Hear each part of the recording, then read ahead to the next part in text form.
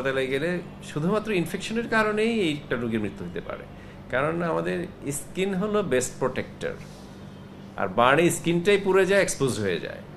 আমরা যে সুস্থ আছি, স্কিনটা আমাদের প্রোটেকশন দিয়ে রাখছে। It is the best protector of the human body. পুরো শরীরটা ঢেকে রাখছে কাভার দিয়ে।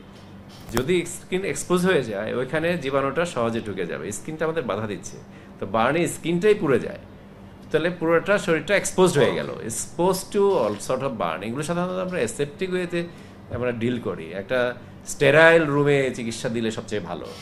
সেইখানে ভিজিটর মানে হারাম। ভিজিটর তো চিন্তাই করা যায় না, ভিজিটর যেতে পারবে না।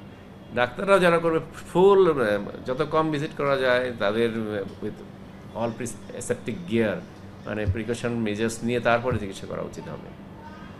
সেইটা মানে আমরা তো আমাদের দেশের মানুষের কিউরিওসিটিটা বেশি, এই হলো প্রবলেম।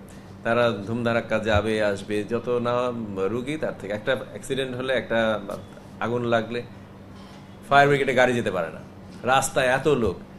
আমি নিজে আমার এই ইমার্জেন্সির ভিতরে এত লোক যে আমার নিজে গিয়ে ঢুকতে পারি না, যে পরিচয় দিয়ে মুখ দিয়ে এই স্যারকে ঢুকতে হাত তারপরে ঢুকি। কিন্তু ডাক্তার কাজ করতে পারছে না, চিকিৎসা দিতে পারছে না। কেউ এখানে কেউ কারো কথা শুনে না।